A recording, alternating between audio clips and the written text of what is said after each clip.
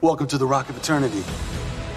The Rock of Eternity started as kind of like this brooding, ominous place with these demonic statues and not enough light.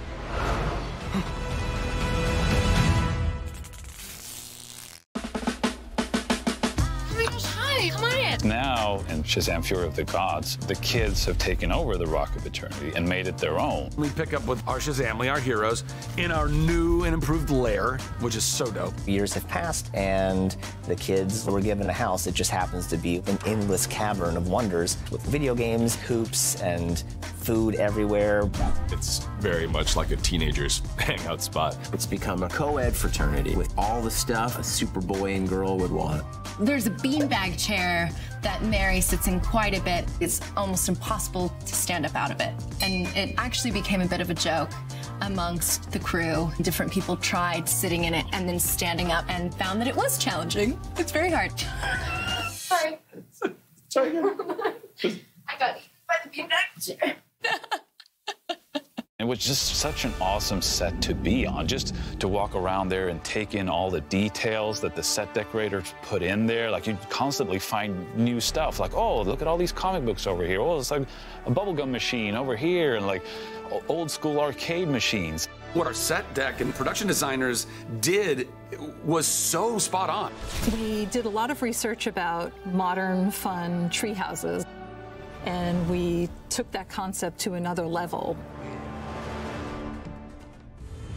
The thing that kept coming to mind was like the kids had taken over. So we had this idea of decorating the 7 deadly sins. They're not scared of them. So what if you put goofy things on them and they painted them and put silly signs around?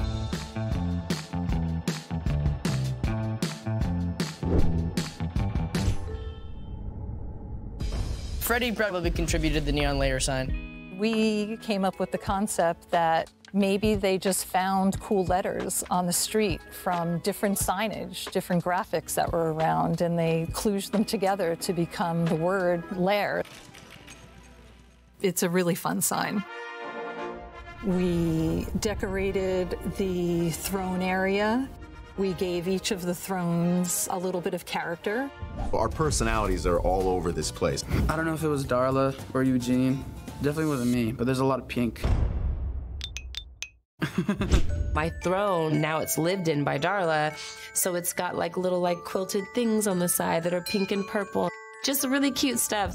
Mary likes to read, so we put a little table next to her throne. She had a place to put her books and a little reading light.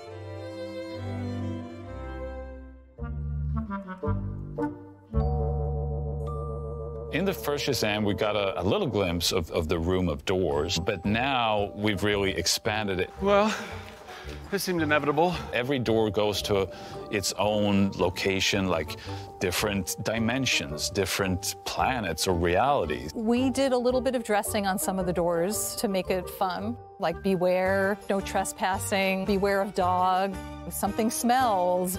We hung a little gas mask and put a little clothespin out there, just in case the person going through that door would have to be suited up before they went through. Porta potty. The Library of Eternity is a new location within the Rock of Eternity. Shut up. The library was a tricky one because going back to the script, it says it's a library in a cave at the end of the day. So what does that look like? They've got to go into that room and go, wow. You know, you've got to have some wow moments in a movie like this. Started sketching a mixture of the stone and these books. We're going to make this conical staircase with rock and books.